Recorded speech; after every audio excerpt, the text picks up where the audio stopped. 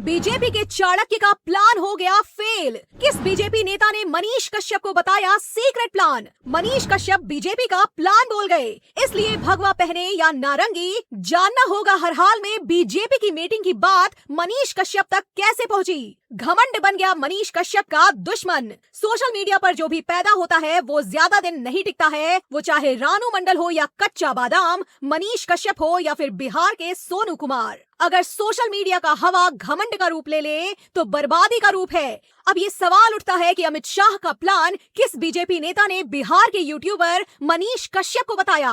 मनीष कश्यप पर 8 से ज्यादा मुकदमे दर्ज हो चुके हैं। बिहार पुलिस ने छोड़ भी दिया, तमिलनाडु पुलिस नहीं छोड़ेगी। ये भी हो सकता है कि मनीष कश्यप का मामला कोर्ट से सुप्रीम कोर्ट तक पहुंच जाए। लेकिन पहले समझिए अमित शाह की तरह मनीष कश्यप ने किस आधार पर तेजस्वी यादव को ललकारा कि वो सीएम नहीं बनने देंगे, कि आपको मुख्यमंत्री नहीं बनने देंगे। ये बात जून 2022 में अमित शाह बोलते हैं, वही करीब 3 साल बाद मनीष कश्यप भी बोलते हैं। बस फर्क इतना है कि अमित शाह महाराष्ट्र की सरकार के लिए बोलते हैं और मनीष कश्यप बिहार की सरकार के लिए बोलते हैं। जून 2020 में अमित शाह कहते हैं महाराष्ट्र की सरकार कुछ महीने बाद गिर जाएगी, उद्धव ठाकरे सीएम नहीं होंगे। अगर महाराष्ट्र में सरकार गिरती है तो गठबंधन में मतभेद इसकी वजह होगी। यानी इशारों में ही कह दिया था कि महाराष्ट्र की सरकार कुछ दिन बाद गिर जाएगी। 2 साल बाद ठीक वैसा ही हुआ। यही बात साल 2023 में मनीष कश्यप कहते हैं, क्योंकि उनके खिलाफ एफआईआर हुई तो वो भड़क गए। मनीष कश्यप कहते हैं कि 180 दिनों में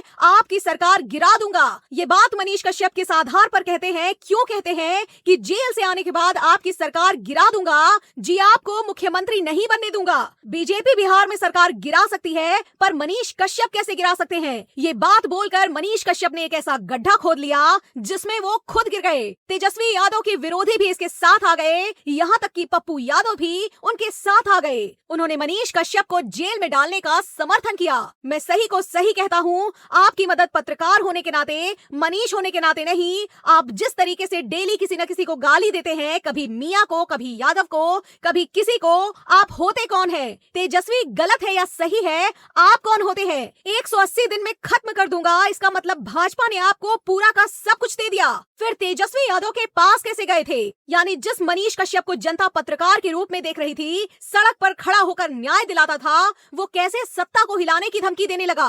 क्या बीजेपी का हाथ मनीष कश्यप पर है? भगवा ड्रेस पहनकर हाथों में हथकड़ी लगी, पुरानी फोटो किसने अपलोड की? यहीं से कहानी की शुरुआत होती है। ये दावा किया जाता है कि मनीष कश्यप की आरएसएस में ट्रेनिंग हुई है, उनकी फोटो भी सामने आई थी। बीजेपी के नेताओं के साथ संबंध की बात भी कही जाती है। तो क्या बीजेपी कुछ महीनों बाद जो बिहार में करने वाली थी, उसकी पोल जोश में आकर मनीष ने पहले ही खोल दी? यही सवाल उठता है, बीजेपी का सीक्रेट प्लान मनीष को कैसे पता चला? बीजेपी की रणनीति की बात सुनकर मनीष जोश में आ गए, तेजस्वी की सरकार को गिराने की बात कह गए।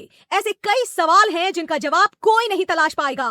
तमिलनाडु में एमके स्टालिन की सरकार है, तेजस्वी यादव अखिलेश यादव के साथ रिश्ते जोड़े जा रहे हैं। तमिलनाडु की पुलिस तब एक्शन लेगी जब बिहार की पुलिस गिरफ्तार कर लेगी। यानी कि जो मनीष कश्यप बिहार की एक आवाज बन रहे थे, वो अपनी ही गलती से अपने ही खोदे गए गड्ढे में खुद ही गिर गए हैं। बिहार पुलिस ने मनीष कश्यप को भगोड़ा घोषित कर दिया है। मनीष का फोन बंद है, वो कहाँ है ये किसी को पता नहीं है। बिहार पुलिस अरेस्ट वारंट लेकर खोज रही है, पर मनीष कश्यप को एक पार्टी के कुछ नेताओं का संरक्षण है, जहाँ से पकड़ पाना आसान नहीं है। यानी पत्रकार की लड़ाई सरकार से नहीं है, बल्कि मनीष तो सिर्फ एक पार्टी के प्यादे मात्र हैं। वो पार्टी अपने इशारे से मनीष के मुंह से अपनी बात कहलवा गई। जिन गरीब असहाय लोगों की आवाज उठाते थे, उनको शायद अब मनीष कश्यप की दहाड़ दी हुई आवाज कम सुनाई पड़े। सरकार एक्शन लेती है तो फेसबुक, यूट्यूब पेज भी बंद कर सकती है। यानी सियासत और 2 पार्टियों और 2 विचारधाराओं की लड़ाई में घुन की तरह मनीष कश्यप पिस गए। तमिलनाडु का फर्जी वीडियो अपलोड करना बहुत भारी पड़ेगा।